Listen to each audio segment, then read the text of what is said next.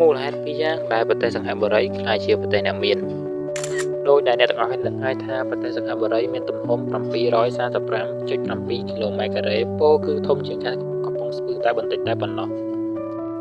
ប្រទេសនេះមានប្រជាជនចំនួន6 លាននាក់ហើយមធ្យមភាពម្នាក់រកចំណូលប្រហែលជាង$80,000ក្នុងមួយឆ្នាំ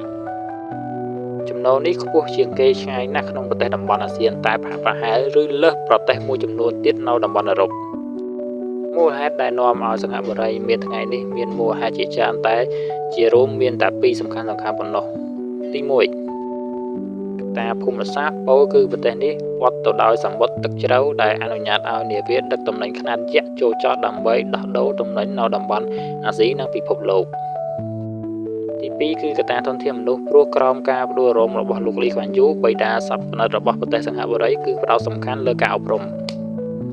សរុបមកគឺដោយសារប្រទេសសិង្ហបុរីមានទីតាំងល្អបូកនឹងមនុស្សអញ្ចឹងហើយទើបប្រទេសនេះមានការរីកចម្រើនខ្លាំងលើសគេនៅតំបន់អាស៊ានបើសិនជាប្រទេសសិង្ហបុរី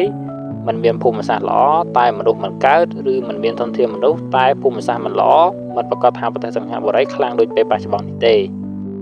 ដូច្នេះហើយបើសិនជាយើងរស់នៅក្នុងប្រទេសដែលសម្បូរទៅដោយធនធានធម្មជាតិសម្បូរទៅដោយរ៉ែក៏ដោយទោះបីជាយើងមានរបស់ល្អៗជាច្រើនក៏ដោយក៏ប៉ុន្តែបើសិនជាធនធានមនុស្សយើងមិនកើតការក៏ប្រទេសយើងគ្មានថ្ងៃរីកចម្រើនបានទៅដែរ